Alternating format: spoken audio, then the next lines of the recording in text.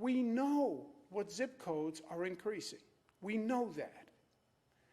You know what hospitals serve those zip codes. You know what hospitals will face increasing numbers. Plan now to use those 11 hospitals as one system.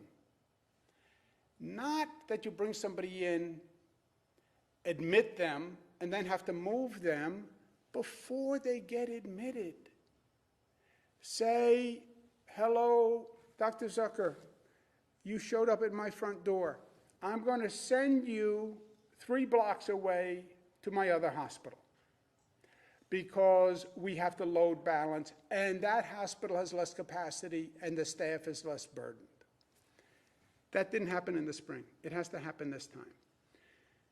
There are a second set of hospitals which are not systems. They're independent hospitals. Brooklyn 1, Jamaica Hospital. Those hospitals have to set alliances with other systems now. Jamaica Hospital, 1 Brooklyn, independent hospitals all across the state. Form a partnership now with another hospital where you can say, look, if I see I'm getting overwhelmed, I'm going to decant patients to you. That has to be done now. That has to be done now. And then systems have to work with each other. NYU Langone has to work with H&H. H&H has to work within H&H, but then H&H has to be able to say, when all 11 hospitals are up near capacity, New York Langone, I need you to help. Mount Sinai, I need you to help. Northwell, I need you to help. That has to be done before. This is not the way the hospitals operate. They operate unto themselves. That does not work here. It just doesn't work here. That was the spring. And if you are close to being overwhelmed, contact Department of Health and make sure you talk to someone. Speak to this gentleman, Dr. Zucker.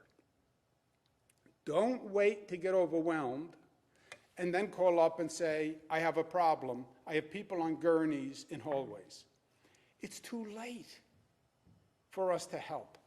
We have capacity as a system, and we can help the problematic systems, H&H, the independents that have no one else to go to. But we need notice. Ken Rasky is head of the Greater New York Hospital Association, which runs the downstate, oversees the downstate hospitals. Ken Rasky and Michael Dowling from Northwell Hospital, which is the largest hospital system in the state.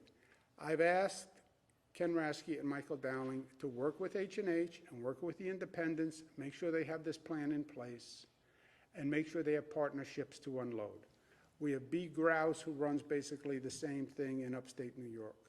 Same situation in upstate New York. These hospitals have to have a better management system, and it has to happen now. Same time, we have to slow the spread. Overwhelmingly, the number of new cases are coming from small gatherings, living room spread. And we're going into the holiday season. This is much, much tougher than you think. I can't tell you how many people I talk to who say, I'm not going out. I'm staying home, and I invite my friends over, so I'm being safe. That is the problem. And they say it to me as if they're being prudent and diligent. I'm not going out. I'm staying home, and I invite my friends over, and we watch the ball game. That is the problem. The world changed since the spring. The problem in the spring was going out. The problem in the winter is staying home and inviting people over.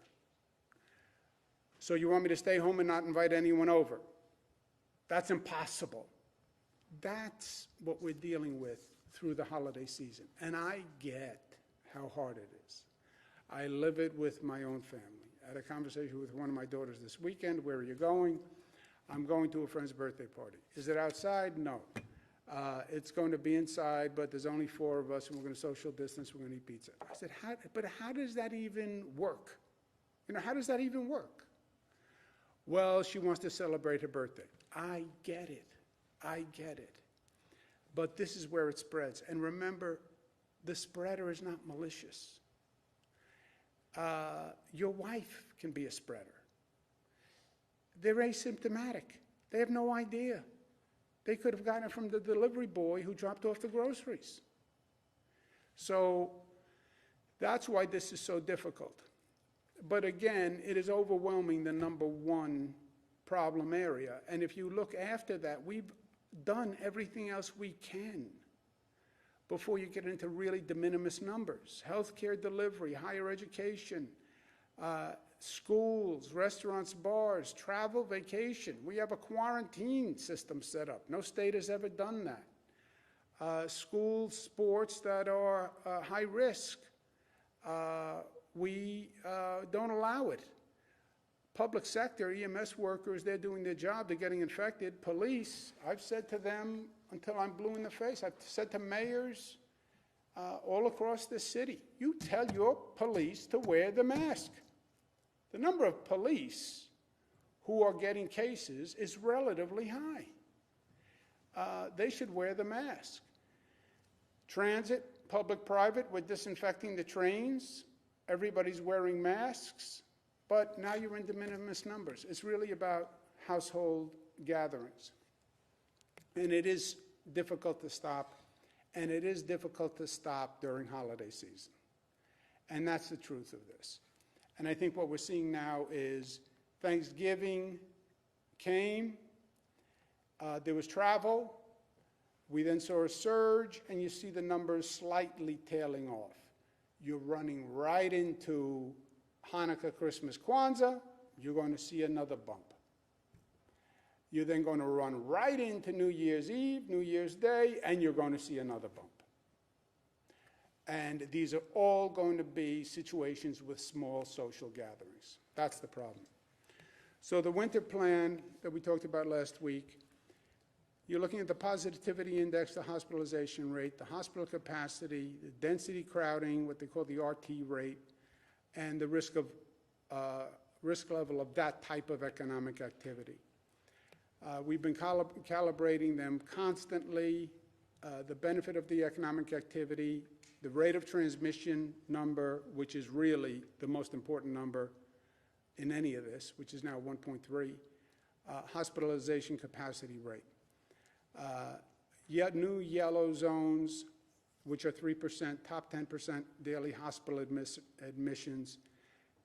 One is going to expand into Niagara County, and we'll release the maps afterwards. One in Batavia, Genesee County zone. Rome, Utica, Oneida County. There is a problem there, and we have to start to be honest about it and address it. And bottom line is we're going to have to manage the spread and the hospital capacity until the vaccination. I think of it as a foot race between holiday spread and hospital capacity and vaccination critical mass. The problem is the experts say vaccination critical mass isn't for 6 to 9 months. That's not a foot race. That's not a sprint. That's more of a marathon, 6 to 9 months. And we have to get our heads in the game that we still have a marathon to run with this virus. Especially since we just get the vaccine.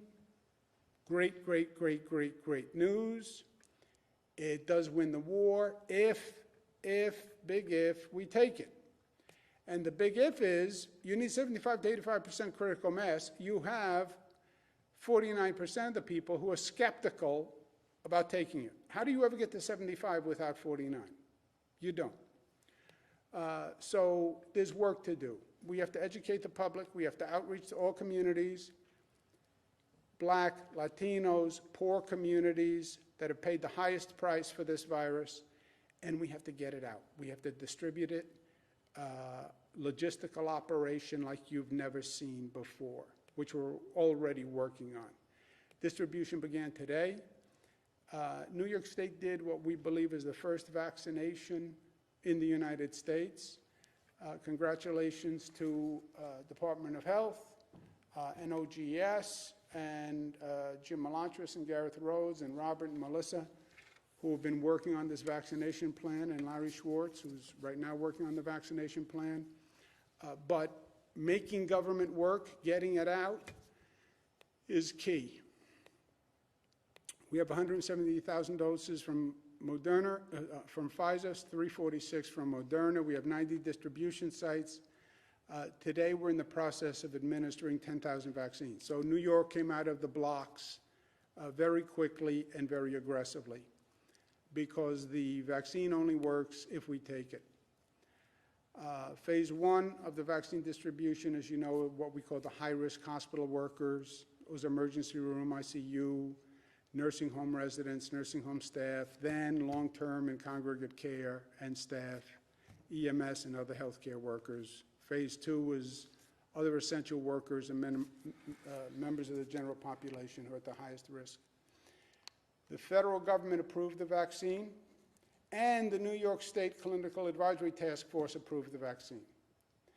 We're attacking that skepticism, 49, 50%, higher in some areas. Some people don't trust the federal government. Why? Politics. These are the agencies that approved hydroxychloroquine, which turned out to be bogus. So you don't trust the federal approval? We'll have a New York State panel also check it. Belt and suspenders.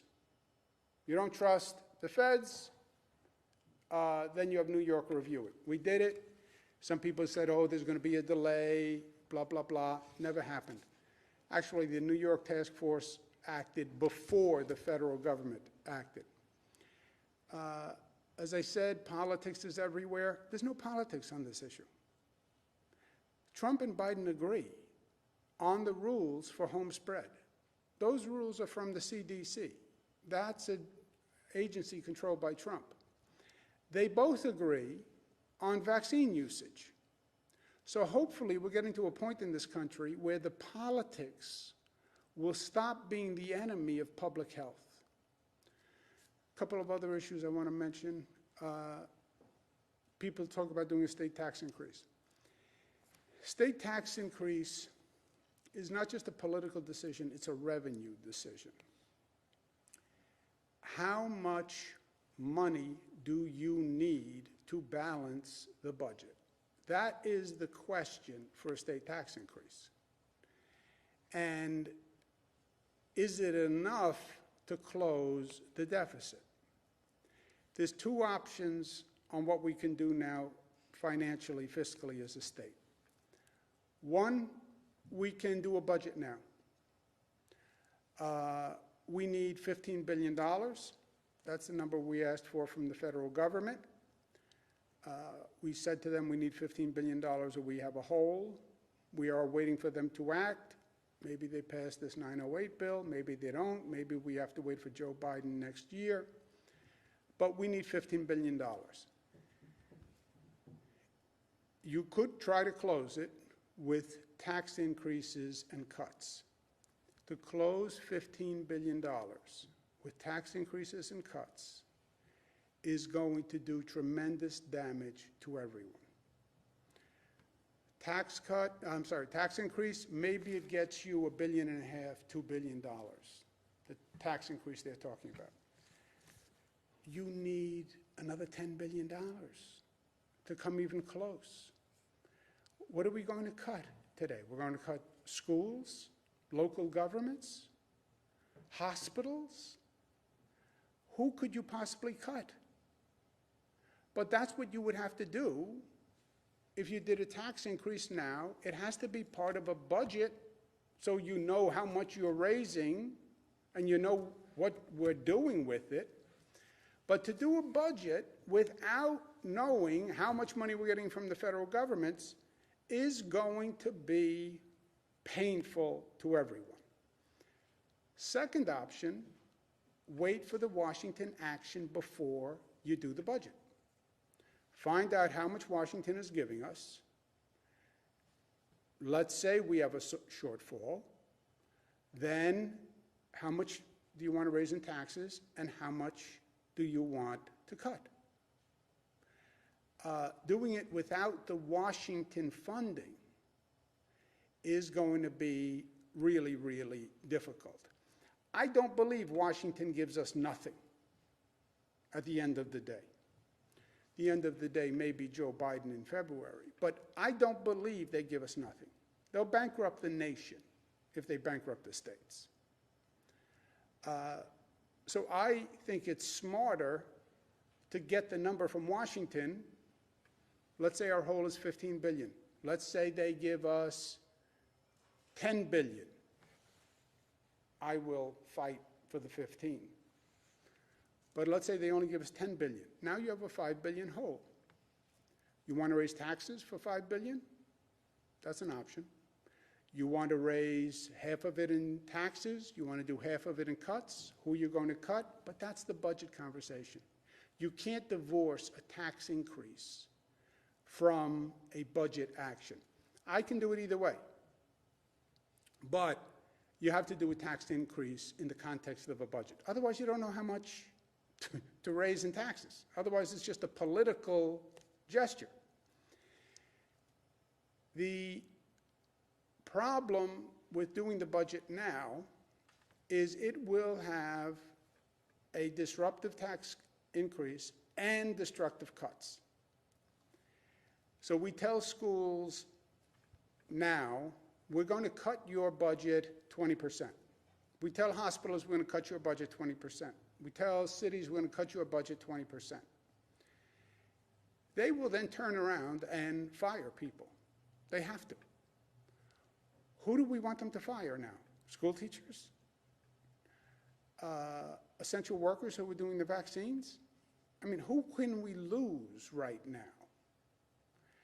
And then when Washington actually provides funding in February, what do we then do? Call them up and say, oh, remember, I had you fire those people in December? Well, now you can rehire them. It would be chaos and disruption. Other issue that's been discussed is New York City closed down. We know what closes down a region. It's called the red zone. Red zone is a shutdown. Red zone happens if there is an increase in cases and hospitalizations in any region, and that hospital capacity would reach 90% in 3 weeks. In 3 weeks. So you're on a glide path that says in 3 weeks you would hit 90%. Any region that winds up in that situation, they go to red zone, they go to shutdown. That's what we are trying to avoid. No region is in that situation now, and that's the situation we're trying to avoid. And that's why I said earlier, that's what people should be worried about. Not 25% dining, 0% dining, 50% dining, testing once a week, testing twice a week. The fear is shutdown. That's what we are trying to avoid. Winter storm warning. Why not? Today, they're looking at south of Albany, snow, rain, and ice. Wednesday, they're talking about significant snow, 6 to 12 inches. I have my boots out. I have my shovel out. I would suggest you do the same. We will shovel it because we are New York tough. Let's take some questions. Thank you, Governor. If you'd like to ask a question, please use the raise hand function at the bottom of your window. We'll take a moment to compile the Q&A roster.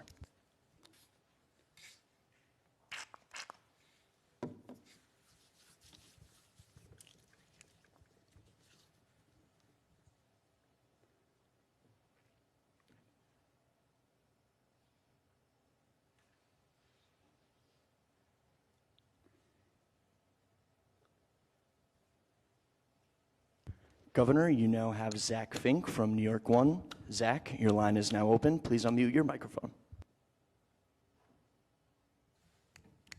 Hello, Mr. Zach.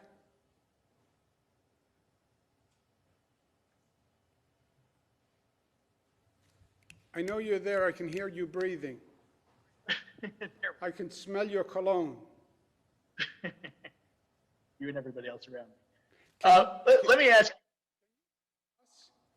Now? I can hear you, yes. You hear or you have visual? Do you see it or do you just hear it? No, I can hear and I can see. Okay. So let me ask you, Governor, there was an allegation made over the weekend on Twitter by a former aide of yours who said that, accused you of sexual harassment, said that it happened over a period of years. I wanted to get your reaction to that. Yeah, I heard about the tweet and what it said about comments that I had made. And it's not true, Zach. Look, I fought for and I believe a woman has the right to come forward and express her opinion and express issues and concerns that she has. But it's just not true.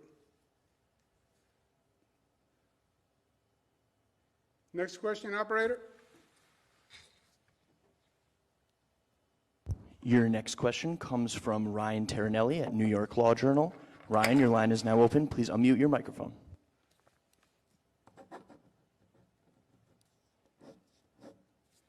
Can you hear me okay, Governor? Hi, we can hear you very loudly. Oh, thank you.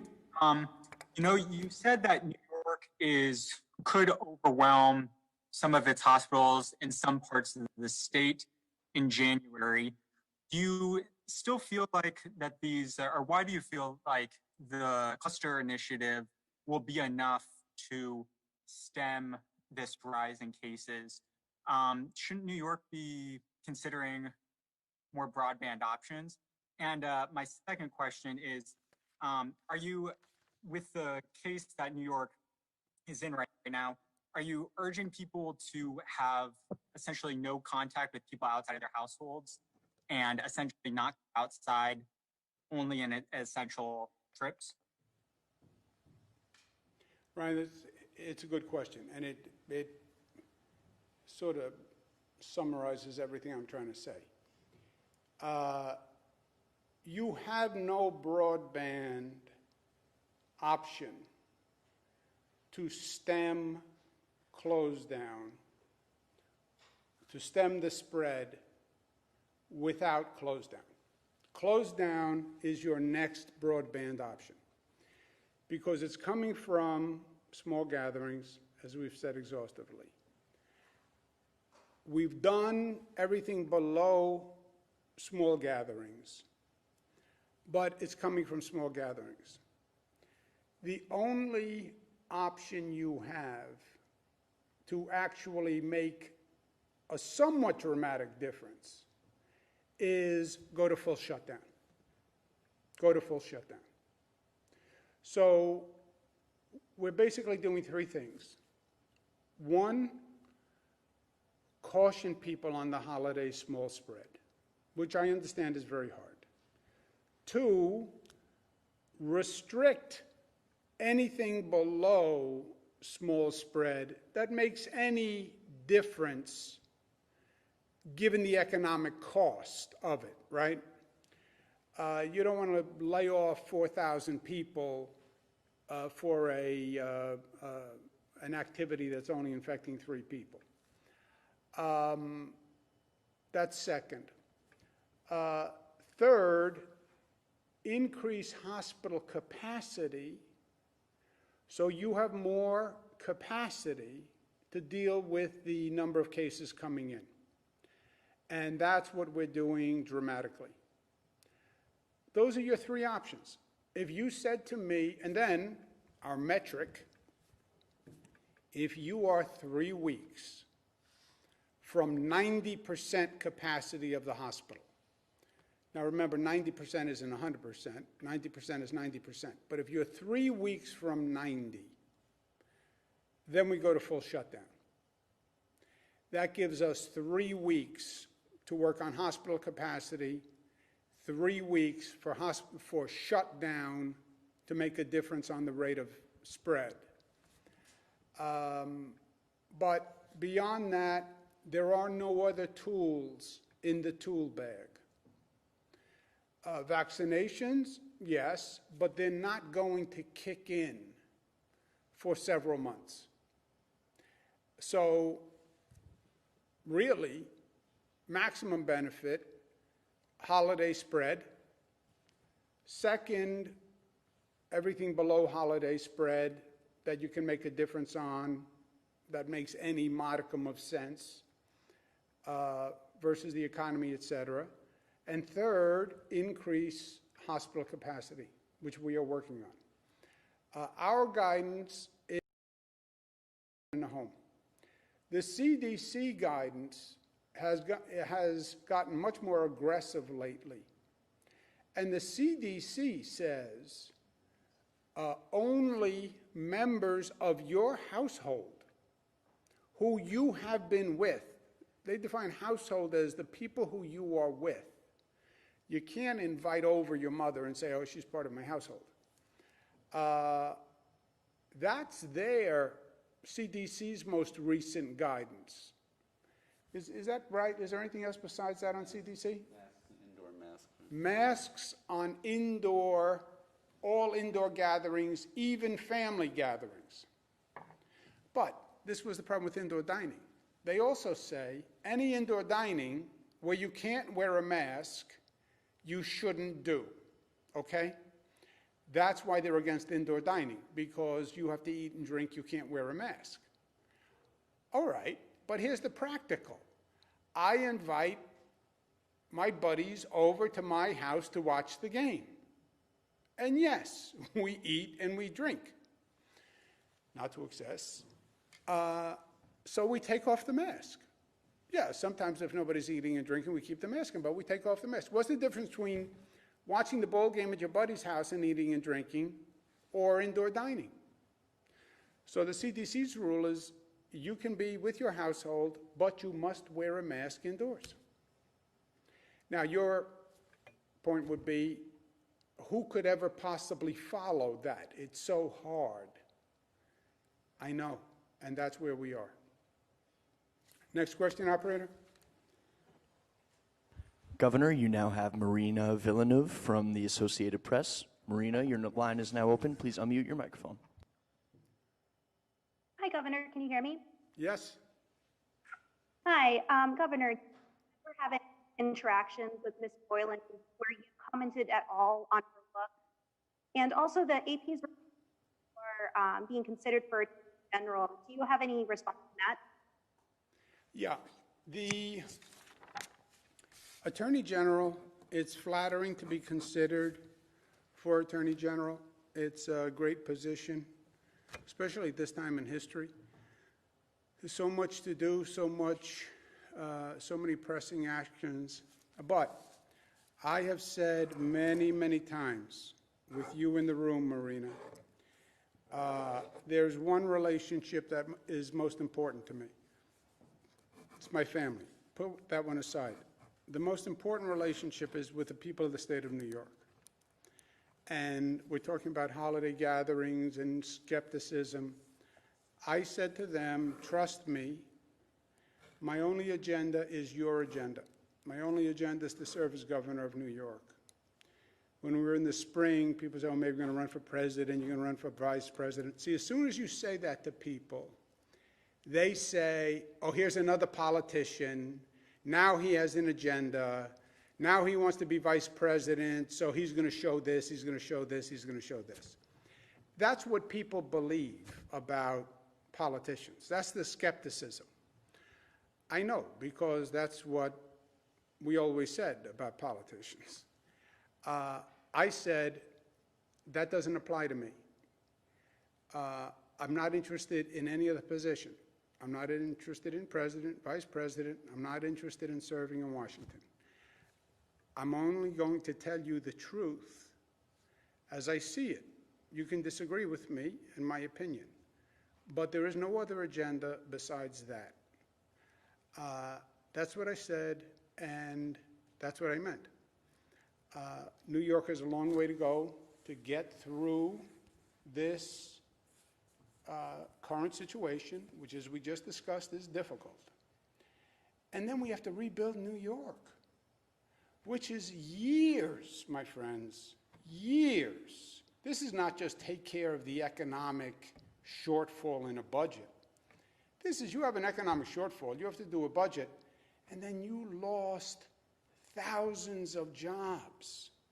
You have businesses that are go through a transformation where they're going to say, you know what, this Zoom worked pretty well. And maybe I don't need all that commercial space. And maybe I can let people work from home.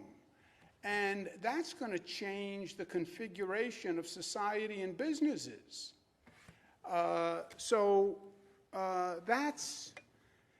That's a long road. Now, the good news is President Biden will be here, and we had an enemy as a president for 4 years. Now we'll have a friend. But my job as New York governor is nowhere near over.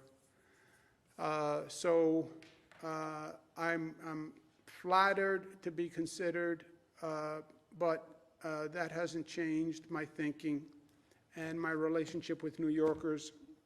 And I need them to know there is no agenda besides theirs. On the tweets, I totally respect a woman's right, fought for a woman's right to express any concern, any issue that she has in the workplace. I support that. But the tweets were simply not true. Let's take one more question. Governor, your last question comes from Marcia Kramer at WCBS TV. Marcia, your line is now open. Please unmute your microphone. Marcia. Governor, I wanted to ask you about the possibility of a shutdown. Hear me? Yes, you're a little choppy, but you're always a little choppy. Try it again. Governor, today Mayor de Blasio said that there was a possibility that you'd have to shut down the city or the state. He said he's been talking to you about it, and he said that we have to get emotionally ready for the possibility of a showdown. Could you comment about possibility of a shutdown, a pause in New York City, and a pause or a shutdown in the entire state? And at what time frame would you be looking at if that happened? Okay. We do it based on numbers, all right? If the numbers say we are a region is 3 weeks from hitting 90% of hospital capacity. 3 weeks from hitting 90% of capacity, then we go to a shutdown. It's a point in time that if you factor it out, it says you're 90% of capacity, hospital capacity in 3 weeks. That leaves you 10% of hospital capacity. It leaves you 3 weeks to reduce the rate. And more, it leaves you 3 weeks to increase the rate of hospitalization. Meaning you could do field hospitals, you could add beds to hospitals, et cetera. But that is what's called a red zone. That's the shutdown. 3 weeks on a glide path to 90. So we have 3 weeks to scramble because we don't want to be Italy. No region is at that point now. Second, my point is, don't get to that point. And the way you don't get to that point is working with the hospitals to actually get them to better manage themselves. New York City, we have H&H, we have Jamaica, we have One Brooklyn. We need some of those independents and small systems to do a better job than they did in the spring. We can't go through Elmhurst again, which was totally avoidable. And second, we have to reduce the spread the best we can. Holiday season caution. We've reduced indoor dining, reduced gym salons. But again, this is on the margins. It's really about the holiday spread. And emotionally, I would be talking to people about get a different picture of the holidays in your mind. Well, just my family's coming over. That sounds so safe. It does. And frankly, it sounds so delightful. It's the holidays, my family's coming over. It just takes one nephew, one cousin, one uncle, somebody you love, and now you have a problem. And that's what's happening over and over and over. And that's where I'd like to see a little emotional energy being spent. It's that small spread and the vision of the small spread that we have. That is beautiful and romantic and enticing, but it's dangerous. Look at Thanksgiving. We sat right here. We said, let me tell you what's going to happen with Thanksgiving. You're going to go to your parents' house, your friend's house, your family house, and the number's going to go up. You know what happened after Thanksgiving? The number went up. Now I'm telling you, you're going to go for Christmas or Hanukkah or Kwanzaa, or you are going for Hanukkah, the number's going to go up. And then you're going to have New Year's Eve, New Year's Day, New Year's Eve, everybody kisses somebody. It's going to go up. Christmas week, let's go skiing, let's take a drive, it's going to go up. That's what people have to spend emotional energy around. Okay, thank you very much.